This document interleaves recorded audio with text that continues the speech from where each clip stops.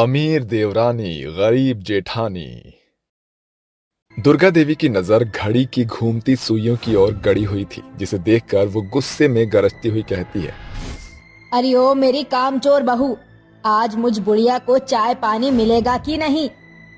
बस आई माँ जी। बहू हड़बड़ाहट के साथ चाय लेकर बाहर आ ही रही होती है कि चाय उसके हाथों से छूटकर जमीन पर गिर जाता है, जिसे देखकर सास बौखला कर बोलती है, बेड़ा गर्क हो इस गरीब की बेटी का, सवेरे सवेरे नुकसान करा दिया। क्यूरी जोतस ना बहू, हथेलियों की जान जवाब दे गई है क्या? जानती नहीं कितना महंगा कप था? हाँ, कैसे पता होगा तुझ गरीब को? गिलास में चाय पीने की आदत है ना। माफ कर दीजिए माँ जी, मैं दूसरी चाय ले आती हूँ। अब दोबारा चाय नहीं बनेगी, आज मैं तेरे हिस्से की चाय पीऊंगी। बेचारी बहू बिना कुछ कहे अपने हिस्से की चाय सास को लाकर दे देती है। तभी मोहल्ले की मंथरा मंदा उसके घर में दस्तक देती है। अरे कैसी है मेरी सहेली?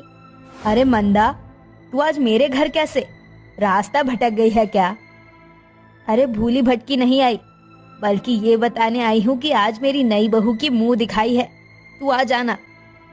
क्या बात है, बहू के आने की बड़ी खुशी है तुझे? लगता है बहू के मायके से तगड़ा माल मिला है। और नहीं तो क्या, पूरे मोहल्ले में मंदा की बहू बढ़ चढ़कर दहेज लाई है। अब मंदा से किसी की बहू का मुकाबला नहीं, और तेरी तो बिल्कुल भी नहीं। आखिर गरीब बहू की सास जो ठहरी। अच्छा चलती हूँ। अपनी सहेली मंदा के मुंह से गरीब बहू की सास होने का ताना सुनकर गुस्से से सुलगती दुर्गा कहती है, बहुत गुरूर है ना इस मंदा को। अब मैं अपने ऋतिक की शादी ऐसी अमीर लड़की से करूंगी जिसे देखकर मंदा जल भुनकर मर जाएगी। इसके बाद सास अमीर बहू की खोज में जुट जाती है, जो दिव्यानी पर खत्म होती है। कुछ ही दिनों की देरी के बाद दिव्यानी बहू बनकर ससुराल आती है। दिव्यानी बहू, मैं तेरी सास हूँ, और ये तेरा ससुराल, और ये तेरे जेठ जी, और ये तेरी जेठानी। ओहो सासू माँ, पूरे परिवार का परिचय दरवाजे पर ही बताना जरूरी है क्या? अरे दिव्यानी, ये क्या सलीका है अपनी सास से बात करने का? ओ प्लीज ऋतिक, मुझे सलीका सिखाने से अच्छा होगा तुम मुझे कमरे तक ले जाओ। छोटी बहू की झड़प सास के मन को छल्ली कर देती है। जैसे तैसे रात गुजरती है। अगली सुबह जेठानी भोर की पहली किरण के साथ जागकर काम काज करके सभी के खातिर खाना बनाती है। वहीं देवरानी 10 बजे कमरे से बाहर आती है। दिव्यानी, आज तुम्हारा ससुराल में पहला दिन है और तुम 10 बजे उठ रही हो, ये सही नहीं। अरियो मेरी गरीब जेठानी जी, ये सही गलत की सीख का ज्ञान मुझे मत बांटो। देवरानी जेठानी का शोरगुल सुनकर सास वहां आती है। क्या हुआ छोटी बहू? जरा मेरी गरीब जेठानी जी को समझा दो माँ जी कि मैं ये इनकी हिदायत सुनने नहीं आई, इसीलिए मुझ पर हुक्म ना चलाए। अरे छोटी बहू, तू मन छोटा मत कर। बड़ी बहू, दोबारा कभी अपनी देवरानी के ऊपर रोक टोक ना करना, समझी? उम्मीद है सासू माँ की बातें आपको समझ आ गई होगी जेठानी जी। अब बिना देर किए अपनी देवरानी के लिए एक दमदार सी चाय बनाइए। देवरानी रईसी भरा रुझान दिखाकर गरीब जेठानी पर हुक्म जताकर चली जाती है, मगर जेठानी ससुराल की शांति भंग नहीं करना चाहती थी, इसलिए वो चुपचाप चाय बनाने लगती है। कुछ देर बाद, ये लीजिए देवरानी जी, आपकी चाय। ये कैसी गरीबों वाली चीनी कम चाय बनाई है आपने जेठानी जी? ऐसा लग रहा है पानी और चाय पत्ती के घोल का घूंट पी रही हूँ, दूध तो दिखाई ही नहीं दे रहा। देवरानी जी, चाय तो मैंने आपके कहे मुताबिक ही बनाई थी। बस कीजिए, आप तो बनिए से भी बड़ी कंजूस मक्खी चूस है। जाइए, जाकर मेरे लिए फिर से चाय बनाइए। इस बार सास को छोटी बहू का झूठा दिखावा दिख जाता है, मगर वो बोलती भी क्या, क्योंकि अपने घर में अमीर बहू का बीज उसने खुद ही बोया था। समय बीतता है, जिसके साथ देवरानी का अमीरी का दिखावा और भी बढ़ जाता है, जिसे देखकर दुर्गा अपनी बड़ी बहू से बोलती है, जोतस ना बहू। अरे माँ जी, आपको कुछ चाहिए? बहू, अपनी सास को माफ कर दे। अगर मैंने तेरी कदर की होती तो आज तेरी देवरानी भी तुझे तेवर ना दिखाती। मैं समझ गई हूँ कि इंसान अमीरी गरीबी से बड़ा नहीं होता, बल्कि अपने सोच और समझ से बड़ा होता है, और यही सच्चाई तुझे अपनी देवरानी को दिखाना है। फिर सास बहू के कान में फुसफुसाती है उसी शाम। देवरानी जी, अरे ओ देवरानी जी, क्या हो गया जेठानी जी जो इतनी जोर जोर से गरज रही हो? गरजू नहीं तो क्या करूं, क्योंकि मेरी देवरानी जी अपनी ही बहरी दुनिया में मगन जो रहती है। क्या क्या क्या? तुमने मुझे बहरी बोला? अपनी जुबान को लगाम दो जेठानी जी, वरना।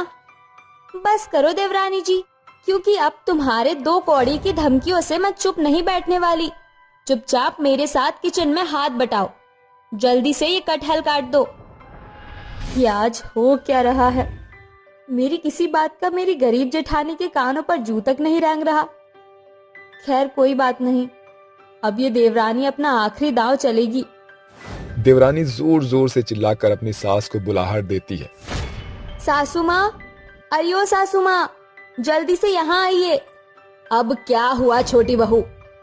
माँ जी, जरा जेठानी जी को याद दिलाइए कि मैं कितने बड़े घर की बेटी हूँ। देखो देवरानी जी, होगी तुम अंबानी और टाटा बिरला की बेटी, मगर मेरी तरह ये तुम्हारा भी ससुराल है, इसीलिए तुम मेरे साथ बराबर काम करोगी बस। देखा माँ जी, मेरी गरीब जेठानी मुझ पर कैसे दामन चला रही है। बहू, अब मैं तुम दोनों देवरानी जेठानी के बीच क्या ही बोलूं। ठीक है, आप बोलो ना बोलो माँ जी, मगर मेरी एक बात कान खोलकर सुनो जेठानी जी। मैं यहाँ कद्दू कटहल काटने नहीं आई, मेरे मायके में नौकरों की फौज है। ठीक है देवरानी जी, तो एक आधा नौकर अपने लिए बुलवा लो, क्योंकि अब ये जेठानी जरा भी तुम्हारी जी हुजूरी नहीं करेगी। हाँ ठीक है, आपके हाथों का बना ये घास फूस खाकर मैं भी बोर हो गई, और जिसके पास पैसे हैं उसके लिए जोमेटो जिंदाबाद है। ये बोलकर देवरानी जोमेटो से खाना मंगवाकर खा लेती है। समय बीतता है, जिसके साथ ससुराल के सभी लोग दिव्यानी से दूरियां बनाने लगते हैं। ऋतिक, आज तो संडे है ना, तो इतनी सुबह सुबह क्यों उठ गए हो? क्योंकि ज्योत्सना भाभी ने पिकनिक का प्लान किया था, इसलिए हम पार्क जा रहे हैं। और तुम तो ठहरी अमीर बाप की बेटी, तो तुम्हें तो इन सब की आदत ही नहीं होगी। अपने पति के तानों से दिव्यानी के जुबान पर ताला पड़ जाता है, और जहां ससुराल के सभी लोग एक साथ खुशी से बड़ा दिन बिताते हैं, वहीं दिव्यानी अपनी अमीरी के साथ बिल्कुल अकेली पड़ जाती है। ससुराल के सभी लोग मेरी इस गरीब जेठानी के साथ कुछ ज्यादा ही घुल मिल रहे हैं, मगर दिव्यानी कोई कच्ची खिलाड़ी नहीं।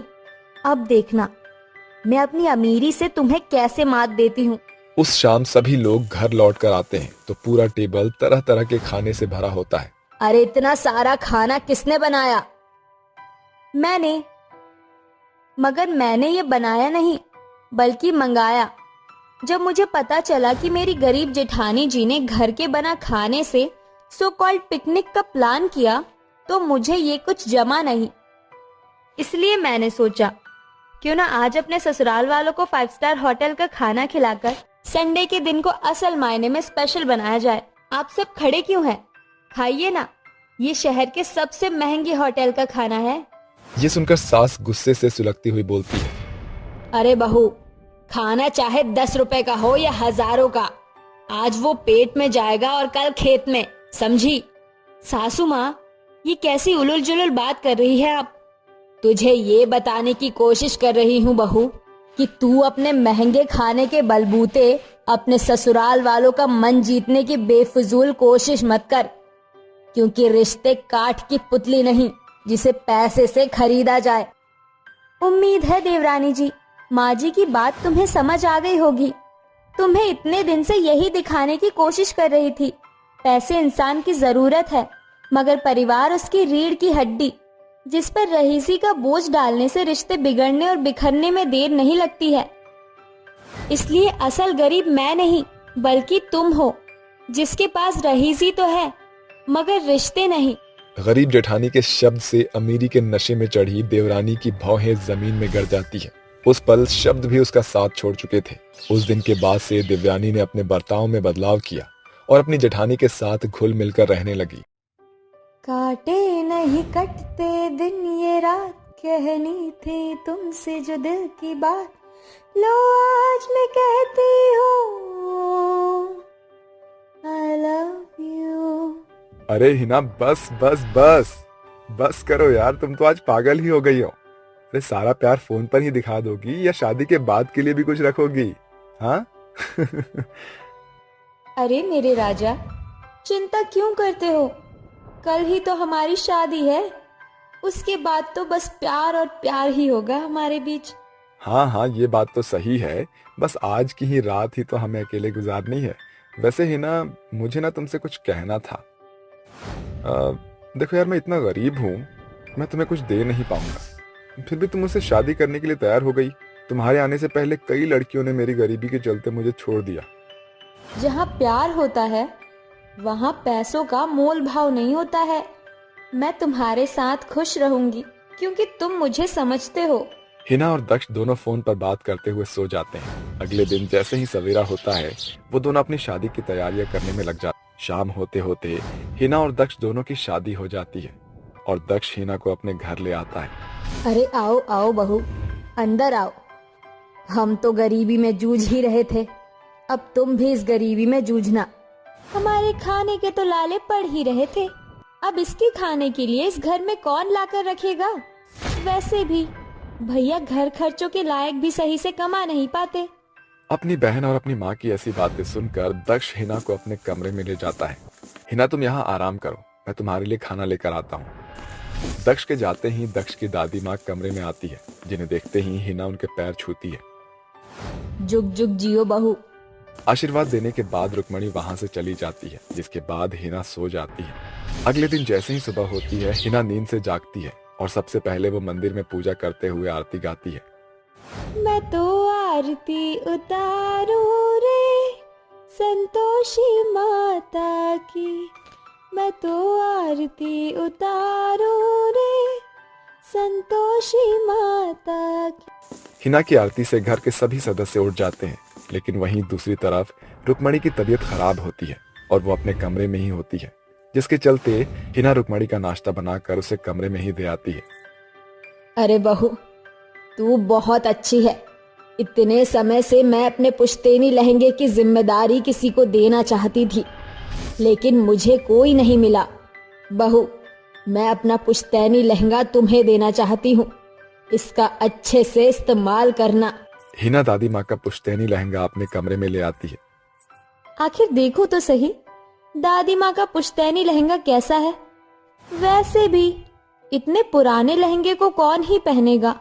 हिना जैसे ही उसे खोलती है, उसके अंदर एक बहुत सुंदर और प्यारा लहंगा होता है। अरे वाह, ये तो बहुत खूबसूरत लहंगा है। वैसे दादी जी की चॉइस को मानना पड़ेगा। मुझे तो लग ही नहीं रहा था कि ये पुश्तैनी लहंगा इतना खूबसूरत होगा। ये तो ऐसा लग रहा है जैसे अभी शोरूम से ये बनकर आया हो। हिना अपनी मुंह दिखाई वाले दिन पुश्तैनी लहंगा पहनती है, जिसके चलते उसके अंदर से सोने के सिक्के और हीरे निकलने लगते हैं। हाय मोरी दैया, ये सब क्या हो रहा है? ये पुश्तैनी लहंगा तो मामूली लहंगा नहीं, बल्कि जादुई लहंगा है। तभी हिना के कमरे में रुक्मणी आती है और कहती है, बहू, आज से इस परिवार को तुझे ही चलाना है। ये पुश्तैनी लहंगा तुझे इसलिए दिया गया है ताकि हमारे आने वाली पीढ़ी को भी इस जादुई पुश्तैनी लहंगे का लाभ मिल सके। चलो, अब सब तुम्हारा इंतजार कर रहे हैं। दादी माँ, लेकिन अगर सोने और हीरे इस प्रकार इस लहंगे से निकलते रहे तो कैसे चलेगा? यही तो कमाल है बहू। तेरी गरीब सास और ननद जब इस लहंगे का जादू देखेगी तो वो भी तेरे प्रति बदल जाएगी। रुक्मणी अपनी बहू हिना को अपने साथ सबके पास ले आती है, जिसके चलते हिना जैसे जैसे अपने कदम बढ़ाती जाती है, उसके जादुई लहंगे के अंदर से सोने के सिक्के और हीरे निकलने लगते हैं। ये देखकर सभी लोग हैरान रह जाते हैं। क्या मैं कोई चमत्कार देख रही हूँ? हमारे इस गरीब खाने में इतने सारे सोने के सिक्के और हीरे! हे भगवान, साक्षात लक्ष्मी माता हमारे घर में चल रही है। ये तो चमत्कार हो गया।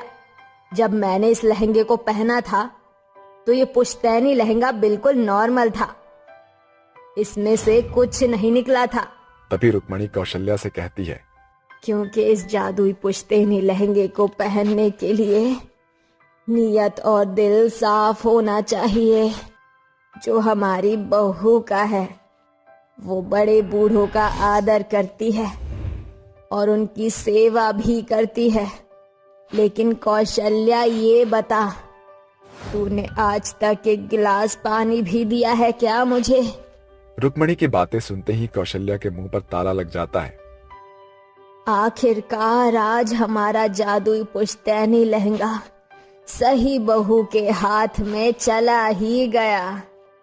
दादी माँ, आप चिंता मत कीजिए। इस जादुई पुश्तैनी लहंगे का इस्तेमाल मैं हमेशा अच्छे कामों में ही करूंगी और इस घर की भलाई के लिए ही करूंगी।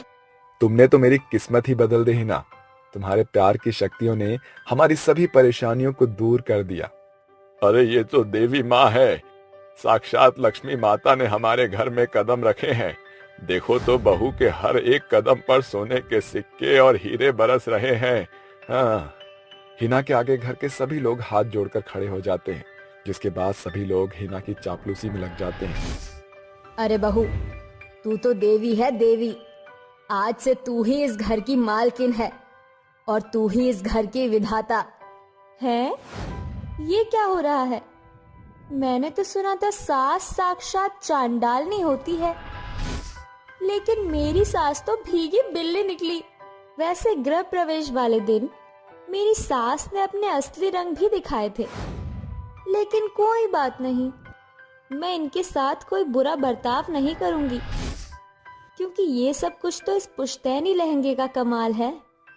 हिना मन ही मन दादी माँ का शुक्रिया कहने लगती है, जिसके चलते दादी माँ उसकी बातें समझ जाती है और उसकी तरफ मुस्कुरा देती है। तभी राखी हिना को हवा करने के लिए पंखा लेकर आती है और उसे सोफे पर बैठा देती है। आप तो इस घर की देवी हो, आपको तो कोई परेशानी ही नहीं होनी चाहिए। आइए, आप यहाँ बैठिए, मैं आपको हवा करती हूँ। क्या बात है, इतनी अच्छी खातिरदारी तो मैंने कभी किसी बहू की नहीं देखी। वैसे मेरी प्यारी ननद, तुम्हें मुझसे क्या चाहिए? दरअसल मुझे अपने सभी दोस्तों के साथ बाहर घूमने जाना है। भैया के पास पैसे ही नहीं थे, जिसके चलते उन्होंने मुझे मना कर दिया था, और माँ ने तो मुझे पैसे दिए ही नहीं। मैंने सोचा क्यों ना आपसे ही मांग लूं। अरे जाओ जाओ, जितने चाहे उतने पैसे और हीरे उठा लो, ये सब तुम्हारा ही तो है। ऐसा कहकर हिना अपने कमरे में चली जाती है, जिसके बाद वो लहंगा उतार देती है। लहंगा उतारने के बाद उसका जादू भी खत्म हो जाता है, क्योंकि जादू केवल जादुई पुश्तैनी लहंगे के ही अंदर था। तभी हिना के पास दक्ष आता है और कहता है, मुझे तो यकीन ही नहीं होता हिना, तुम्हारे पैर तो हमारे घर में लक्ष्मी की तरह पड़े हैं। तुमने तो एक ही दिन में हमारे घर को खजाने से भर दिया है। अजी, मैंने आपसे कहा था ना, जहाँ प्यार और नियत साफ हो वहाँ सब कुछ अच्छा ही होता है। अब हमारी जिंदगी में कभी कुछ भी गलत नहीं होगा और हम खुशी खुशी रहेंगे। उस दिन के बाद से उन सभी की जिंदगी एकदम से बदल जाती है। हिना जब भी कोई परेशानी में होती है, अपना लहंगा पहनकर थोड़ी देर यहाँ से वहाँ टहल लेती है, जिसके चलते उसके पास कई सारा सोना और हीरा आ जाते हैं। एक दिन सड़क के किनारे एक गरीब का एक्सीडेंट हो जाता है। लगता है इस गरीब का कोई नहीं है, लेकिन कोई नहीं, मैं इस गरीब का इलाज जरूर करवाऊंगी। हिना सबसे पहले उस बेचारे आदमी को हॉस्पिटल में एडमिट करवा देती है, जिसके बाद में वो अपने घर जाती है और अपना पुश्तैनी लहंगा पहनती है और यहाँ से वहाँ चलती है। उसके चलते ही सोने के सिक्के और हीरे निकलने लगते हैं। हिना उन सभी को उठाकर डॉक्टर को देते हुए कहती है, डॉक्टर साहब, आपको जितना चाहिए उतना ले लीजिए, लेकिन इस बेचारे गरीब को बचा लीजिए, इसकी जिंदगी बहुत अनमोल है। हिना तुरंत उस बेचारे गरीब का इलाज करवाती है और उस दिन के बाद से वो अपने जादुई पुश्तैनी लहंगे से गरीब बेसहारा लोगों की मदद किया करती है, जिसके चलते वो अपने परिवार के साथ खुशी खुशी रहने लगती है। कौशल्या पूजा की थाली लेकर घर को लौट आती है, जिसके बाद वो अपने पति और अपने दोनों बेटों को प्रसाद देने लगती है। तभी कौशल्या कहती है, अरे गुंजन, प्रीति अभी तक सो रही है क्या? उससे बोलो सुबह हो गई है, जल्दी से उठ जाए। अरे माँ जी, आप तो जानती हो प्रीति को, हम कितना भी जगाने की कोशिश कर लें, वह 11 बजे से पहले सोकर नहीं उठेगी। अरे बहू, आज घर में हवन है और सबका नहा धोकर तैयार होना बहुत जरूरी है। पूजा के वक्त अगर वह सोकर उठेगी तो पूजा खराब हो जाएगी। आप कहती हो तो मैं एक बार जाकर उसे उठाने की कोशिश करती हूँ। ऐसा कहकर गुंजन प्रीति के कमरे में जाती है और उसे उठाने की कोशिश करती है। अरे प्रीति उठो। प्रीति देखो आज हवन है। कल ही हमने तुम्हें समझाया था कि सुबह जल्दी उठ जाना और नहा धोकर तैयार हो जाना, लेकिन तुम हो कि अभी तक सो रही हो। माँ जी बहुत गुस्से में है, उठ जाओ। अरे अरे जाओ यहाँ से, जब देखो मेरी नींद खराब करती रहती हो। और कोई काम नहीं है क्या आपको? माँ जी से बोलो मैं पूजा में नहीं आने वाली। प्रीति की बात सुनकर गुंजन चुपचाप कमरे से बाहर निकल आती है और अपने मन ही मन सोचती है, हे भगवान, मेहमान आने वाले हैं और प्रीति तो अभी तक सो रही है। मगर माँ जी इसे ऐसे देखेंगी तो पता नहीं क्या क्या कहेंगी। एक काम करती हूँ, मैं जाकर हवन की तैयारियां कर लेती हूँ। गुंजन प्रीति की जेठानी होती है और वो बहुत संस्कारी होती है। वहीं दूसरी तरफ प्रीति शहर से शादी करके गांव में आई होती है। उसके इतने नखरे होते हैं कि सभी लोग उसकी हरकतों से परेशान होते हैं। कुछ ही देर में गुंजन हवन की सारी तैयारियां करके सबको बुला लेती है। देखते ही देखते मेहमान भी आने लगते हैं, जिसके बाद गुंजन एक एक करके सबके पैर छूने लगती है। आप सभी का स्वागत है, आइए, हवन बस शुरू ही होने वाला है। ऐसा कहकर गुंजन सबके पैर छूने लगती है। अरे बहू जुग जुग जी और सदा सुहागन रहो। भगवान तुम्हारे जैसी संस्कारी बहू हर किसी को मिले। तभी वहाँ प्रीति अपने शरीर पर केवल टॉवल लपेटकर सबके सामने ऐसे ही पहुँच जाती है। अरे वाह, मेहमान तो आ भी गए। दरअसल मेरे कपड़े इस्त्री नहीं थे, इसलिए ये पहनना पड़ा। प्रीति, ये सब क्या है? तुम ऐसे ही सबके सामने आ गई, तुम्हारे अंदर थोड़ी भी शर्म नहीं है क्या? अरे इसकी माँ ने कुछ सिखाया होगा तभी तो शर्म आएगी। हे भगवान, ये शहर की लड़कियां, इन्हें तो जरा भी शर्म नहीं है। अरे कम से कम आज के दिन तो थोड़ी सी शर्म कर लेती। यूं ही उठकर सबके सामने टावल में आ गई। पता नहीं कैसे संस्कार है इसके। क्या बोल रही है बुढ़िया? अरे तेरी हिम्मत कैसे हुई मेरी माँ के बारे में बोलने की? मेरी माँ जैसी भी है बहुत अच्छी है, तुम्हारी तरह ढोकलेबाजी नहीं करती हैं। हाँ हाँ, तभी तो तुम्हारी माँ के संस्कार तुम्हारे अंदर झलक रहे हैं। सबकी बातें ऐसी सुनकर प्रीति गुस्से से अपने कमरे में चली जाती है, जिसके बाद वो स्कर्ट और टॉप पहनकर बाहर आती है। उसे इस तरह देखकर सभी लोग अपना मुंह बना लेते हैं। तभी राघव उसके पास जाता है और उससे कहता है, प्रीति ये सब क्या है? पहले टॉवल और अब ये, जाओ इसे जल्दी से बदल कर एक अच्छी सी साड़ी पहन कर आओ। अरे अरे, मुझसे शादी करने से पहले ये सब नहीं सोचा था, तो अब क्यों सोच रहे हो? तब भी तो मैं तुम्हें पसंद थी, आज क्या दिक्कत है? अब तक तो मेरी गर्लफ्रेंड थी, तुम अपनी जिंदगी जी रही थी, लेकिन आज तुम मेरी पत्नी हो। अरे तुम्हें मेरी इज्जत का तो ख्याल होना चाहिए। प्रीति सबके सामने कई सारे ड्रामे दिखाती है, जिसके बाद कई सारे लोग हवन में से प्रीति के इस बर्ताव को देखकर चले जाते हैं। सत्यानाश जाए इसका। अरे इस लड़की को तो जरा भी हमारी इज्जत का ख्याल नहीं है। इससे अच्छा तो कि मेरा बेटा कुंवारा ही मर जाता। घर के सभी लोग प्रीति से बहुत नाराज होते हैं। वहीं दूसरी तरफ गुंजन हवन के संपन्न होने के बाद सबको प्रसाद बांटती है। माँ जी, प्रीति को माफ कर दीजिए। दरअसल वह शहर में पली बढ़ी है, इसलिए उसका बर्ताव थोड़ा ऐसा है। धीरे धीरे वह इस घर के सभी संस्कार सीख जाएगी। अरे बहू, कितनी समझदार और सुलझी हुई है तू। तेरे अंदर कितने सारे संस्कार हैं। काश तेरे आधे संस्कार भी प्रीति के अंदर होते तो मुझे कोई दिक्कत नहीं थी। कौशल्या गुंजन को आशीर्वाद देती है। ये सब प्रीति अपने कमरे में से झांक कर देख रही होती है और अपने मन ही मन कहती है, अरे जिसे देखो वह सिर्फ गुंजन की तारीफ करता रहता है। आखिर इसके अंदर ऐसा क्या है जो मेरे अंदर नहीं है? मैं सब जानती हूँ। गुंजन ऐसा घर वालों को अपनी ओर खींचने के लिए करती है। एक तरफ प्रीति अपनी हरकतों की वजह से घर वालों की बातें सुनती, तो दूसरी तरफ गुंजन अपने संस्कारों के पीछे सबके मुंह से तारीफ सुनती, जिसके चलते प्रीति को बहुत गुस्सा आता है। एक दिन अचानक से उसकी सास कौशल्या की तबीयत खराब हो जाती है। वो दर्द में तड़प रही होती है। अरे माँ जी, ये क्या? आपको तो बहुत तेज बुखार है। गुंजन अपनी सास के बिना बोले ही उसके हाथ पैर दबाने लगती है। वहीं दूसरी तरफ प्रीति अपनी कमरे में अपने आप से कहती है, इस घर में कोई भी मुझे कुछ नहीं समझता। सब तो गुंजन दीदी की तारीफ करते रहते। इससे अच्छा होगा कि मैं अपने पति को लेकर यहाँ से शहर रहने चली जाऊँ। प्रीति राघव को किसी तरह मना लेती है, जिसके बाद वो जाने से पहले अपनी सास को बताने जाती है। कितनी अजीब बात है, आज तो मैं अपने पति के साथ ये घर छोड़कर जा रही थी, क्योंकि मेरी सास की तो सिर्फ एक ही बहू है जो बहुत संस्कारी है। तो फिर मेरा इस घर में क्या काम? लेकिन आपको इस तरह बीमारी का बहाना लेकर एक्टिंग करने की कोई जरूरत नहीं है, क्योंकि मैं आपके बेटे को लेकर यहाँ से हमेशा के लिए जा रही हूँ। रुक जाओ प्रीति, ऐसा मत करो।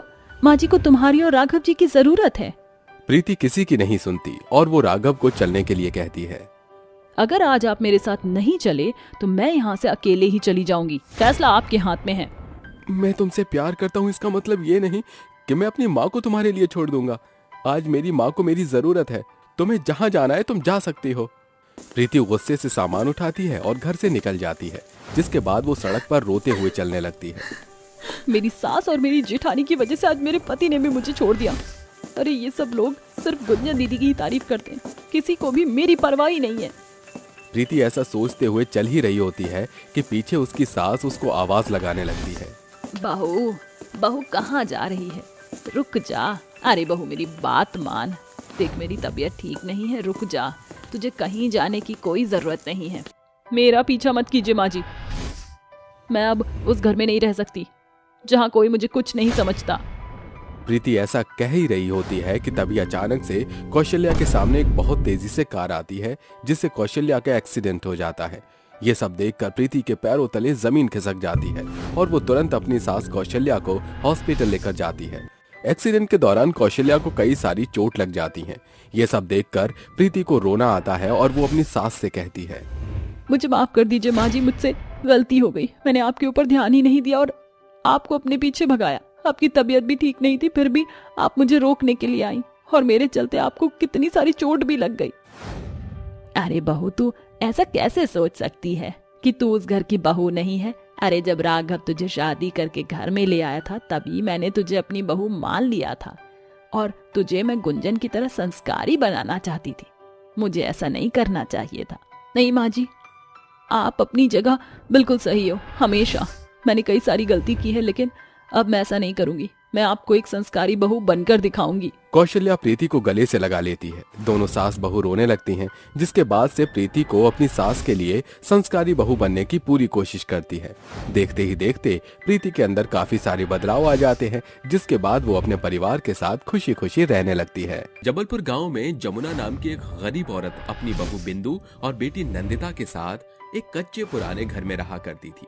बिंदु की सास अब बूढ़ी हो चली थी, इसीलिए उसकी बहू बिंदु खेतों में अकेली ही बनिहारी करती। बदले में जो पैसे आते उन्हीं से उनके घर का चूल्हा जलता। ये लो बिंदु, तेरी आज की फसल कटौती के पैसे। मगर मदन लाल जी, ये तो सिर्फ 100 रुपए हैं, जबकि दिन भर की दिहाड़ी तो 300 रुपए है। अरे बावरी हो गई क्या? जमुना की बहू, सिर्फ तुझे ही अकेले को 300 रुपए दे दूंगा तो बाकी लोग मुंह ताकते रह जाएंगे। जो दे रहा हूँ वो ले ले। खेत के जमींदार मदन लाल की फटकार सुनकर गरीब बहू 100 रुपए लेकर धुआंधार ठंड में ठिठुरते हुए घर की ओर बढ़ने लगती है।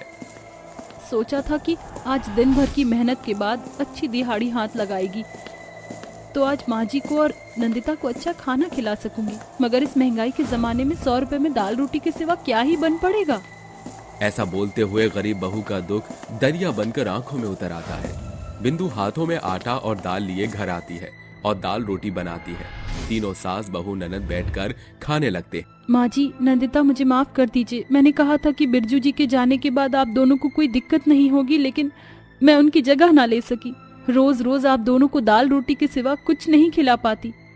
नंदिता, सासू माँ, आप दोनों भी सोच रही होंगी ना कैसी बहू हूँ मैं। ना तो घर की जरूरतों में खुला खर्च कर पाती हूँ और ना ही आपको कभी अच्छा खाना खिला पाती हूँ। अरे बहू, इसमें तेरा कोई दोष नहीं है। सारा दोष इस गरीबी का है जिसमें एक अकेला गरीब सारी जिंदगी अपनी हड्डियां गलाकर सिर्फ 2 वक्त की रोटी कमा पाता है। पैसों की हलाकत के कारण गरीब तो अक्सर पानी पीकर ही पेट भर लेता है। फिर ये तो गनीमत है कि इस गरीबी में भी हमारे घर में रोटियां तो हैं। माँ बिल्कुल सही कह रही हैं भाभी, और वैसे भी भूख में तो रूखा सूखा भी अमृत होता है।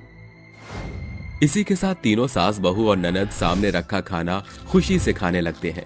समय बीतता जाता है। एक सुबह गांव में रहने वाली कलावती जमुना से मिलने आती है। अरे कैसी हो जमुना? बस गुजर बसर हो रहा है, आओ बैठो। अरे नहीं, मैं तो बस यहाँ से गुजर रही थी तो सोचा तेरा हाल चाल पता पूछते चलूं। अरे बिंदु बहू, रोज रोज ये फीकी सी दाल रोटी खाकर तुम सास बहू ननद उकताते नहीं हो क्या? अरे मुझसे तो ऐसे खाने का एक भी कौर ना खाया जाएगा। हाँ समझ सकती हूँ, तुम्हें तो जैसे गरीबी के कारण ये घास फूस खाने की आदत ही पड़ गई है। चलती हूँ। इस तरह कलावती उनकी गरीबी पर बोलबाजी करते हुए चली जाती है और नंदिता बोलती है, देखा माँ, कलावती काकी कैसे हमारी गरीबी का मजाक उड़ाकर हमारे खान पान पर भी ताने कसकर चली गई। जाने दे नंदिता बेटी, अभी हमारे दिन बुरे हैं। फिर कलावती की कड़वी बातों में सच्चाई छिपी थी, क्योंकि हम अचार रोटी, दाल रोटी, प्याज रोटी के सिवा खाते ही क्या हैं। जहाँ एक और अमीर लोग रोजाना खाने पर हजारों खर्चा करते हैं, वहीं हमारे पास तो इतने भी बचत नहीं कि हम एक दिन भी अच्छा खाना खा सके। सास और ननद को अच्छे खाने के लिए मन मारता देख बिंदु बीच में बोलती है। माँ जी और नंदिता, ऐसा ना कहिए, इस नए साल पर हम भी अच्छा खाना जरूर खाएंगे। बिंदु की बातों ने दोनों सास बहू के मन में अच्छा खाना खाने की खोई उम्मीद को फिर से खटखटाया था।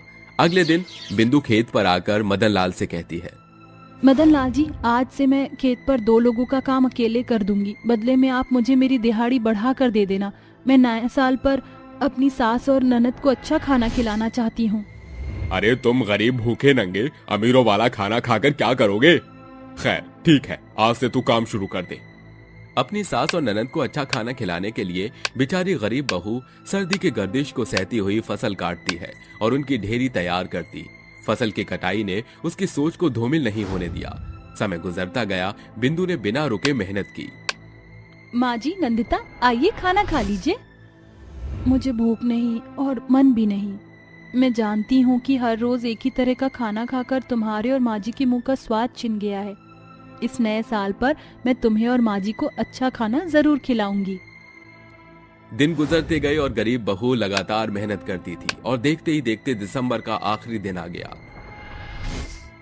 मदन लाल जी, आज साल का आखिरी दिन है, मुझे पैसे दे दीजिए। अरे पैसे तो अभी मेरे पास नहीं है, कल के बाद मिल जाएंगे तुझे तेरे पैसे।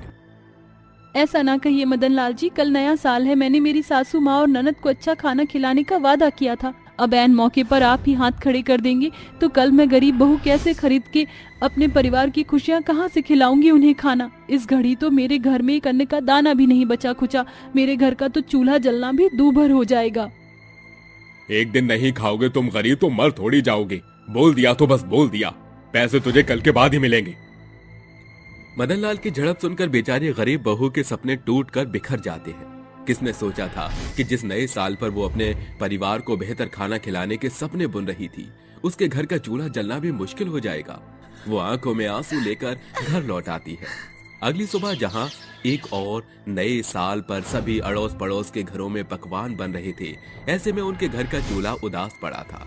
किसी के घर में गुजिया तो किसी के घर में मालपुए की खुशबू हवा में घुल मिलकर इठलाती हुई गरीब सास बहू और ननद के घर चली आई। अमीर लोग अपनी खुशियों के आगे हम गरीबों की खुशी को कितनी आसानी से कुचल देते हैं ना माँ जी। मैंने इतनी मेहनत की थी, उसके बाद भी मेरे परिवार का पेट भूख से छछन रहा है। जाने दे बहू, शायद अच्छा खाना हमारी रसोई में रूखा सूखा ही बनना लिखा है। हम गरीबों के भाग्य में यही है। अभी जमुना ऐसा बोल ही रही थी कि नंदिता की सखी कमली भागती हुई आकर कहती है, बिंदु भाभी, नंदिता, जमुना काकी, जल्दी चलो, आज हमारे गांव में अधीरा की शादी का भोज है। वहाँ खाने में बहुत सारे स्वाद भरे अलग अलग भांति का खाना खाने को मिलेगा। तीनों सास बहू भोज के लिए निकल जाती हैं, जहां अलग अलग वैरायटी के खूब सारा खाना देखकर गरीब सास बहू और ननद की आंखें रोशन हो जाती हैं और तीनों सास बहू थाली भरकर खाना खाती हैं। देखो भाभी, आज हम गरीबों ने बरसों के बड़े वक्त बाद अच्छा खाना खा ही लिया। मुझे तो कई दिन से ये दाल मखनी खाने का मन था। अरे ये छोले भी भरपूर स्वाद से भरा है। खाना खाकर एक एक गुलाब जामुन और रसमलाई खाएंगे। मगर माँ जी, क्या ये सही होगा? बिंदु भाभी, मैंने अपनी शादी का भोज इसीलिए तो रखवाया है कि मेरे गांव के गरीब परिवार मेरी शादी के खाने में अमीरों वाला खाना खा सके। दिल खोल कर खाइए। बिंदु भाभी, मैंने अपनी शादी का भोज इसीलिए तो रखवाया है कि मेरे गांव के गरीब परिवार मेरी शादी के खाने में अमीरों वाला खाना खा सके। दिल खोल कर खाइए। शुक्रिया अधीरा। काश कि सभी अमीरों का दिल तुम जैसा बड़ा होता, कितना भला होता। आज तुम्हारे बदौलत हम गरीब की जुबान ने एक बड़े मर्तबे बाद अच्छा खाना खाया है। आखिरकार गरीब सास बहू और ननद को उस दिन अमीरों वाला खाना खाने को मिलता है। जसवंत के घर में उसकी पत्नी माल्या और 2 छोटे बेटे, एक 8 साल का राजू, 5 साल का कबीर था। वो एक छोटी सी झोपड़ी में रहते थे जिसमें छोटे छोटे छेद थे और उन छेद में से दिसंबर की ठंडी ठंडी हवाएं उन्हें कभी कभी सुनकर दिया करती थी।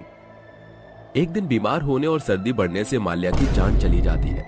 अपनी पत्नी का शव देखकर जसवंत और बच्चे बिलख बिलख कर रोने लगते हैं। अरे माल्या, तुम मुझे ऐसी स्थिति में बच्चों के साथ क्यों छोड़कर चली गई? अब हमारे छोटे बच्चे तुम्हारे बिना कैसे रहेंगे? कुछ नहीं तो बच्चों के बारे में सोच लेती। पापा, मम्मी ऐसी आंखें बंद करके सो क्यों रही है इतनी देर तक? आप उन्हें उठने को बोलो, मुझे उनकी गोद में सर रखना है। बेटा, तेरी माँ हमेशा के लिए सो चुकी है। माँ वापस आ जाओ। माँ, हमें खाना कौन बनाकर खिलाएगा? माँ, कबीर तो अभी कुछ समझ भी नहीं पा रहा। आ जाओ ना माँ। राजू, कबीर, तेरी माँ हमें अकेला करके चली गई। कुछ देर बाद जसवंत अपने बड़े बेटे के साथ माल्या का अंतिम संस्कार कर देता है। वो सभी जैसे तैसे रूखा सूखा खाकर अपना दिन गुजारते हैं कि अब उनके घर में एक दाना खाने के लिए भी नहीं था। जसवंत का काम भी छूट गया था। वो हर तरफ से निर्धन हो चुका था। तभी उसके घर मुलायम सिंह आकर कहता है, ए जसवंत, 1 महीना हो गया तुझको, कब मेरे पैसे लौटाएगा? 5,000 लिए थे तूने और उसका ब्याज भी बढ़ गया है, कब देगा? साहब, मेरा काम छूट गया है। खाने को भी घर में कुछ नहीं है, पत्नी भी गुजर गई है। जैसे कोई काम मिलेगा मैं आपके सारे पैसे लौटा दूंगा। अभी तो इस सर्द भरी झोपड़ी में भी रहना मुश्किल हो रहा है। क्या तूने मुझे बेवकूफ समझा है कि हर महीने आकर 1 महीने की मोहलत दूंगा? अब मैं और इंतजार नहीं करूंगा। तेरे खाने के लाले पड़े हुए हैं। चल इस झोपड़ी से निकल जा। कृष्णा, इसकी झोपड़ी पर ताला लगा। साहब, ऐसा मत कीजिए। इतनी बर्फीली सर्दी में मैं अपने दोनों बच्चों को लेकर कहाँ जाऊंगा? अरे थोड़ी दया दृष्टि कीजिए। लगता है तू ऐसे नहीं समझेगा। ए कृष्णा, इसके घर का सारा सामान निकाल और बर्तन भी फेंक दे। जसवंत उसके आगे हाथ जोड़कर गिड़गिड़ाने लगता है, लेकिन मुलायम सिंह का दिल मुलायम नहीं, बिल्कुल पत्थर सिंह था। उसे जसवंत और उसके बच्चों, गरीबी और आंसुओं की कोई नहीं पड़ी थी। ऐसे में वो बेघर परिवार ठंडी हवाओं से जूझते हुए एक पेड़ के नीचे रुक जाता है। तभी उसके बच्चे ठिठुरते हुए कहते हैं, पापा, बहुत ठंड लग रही है, क्या करूं?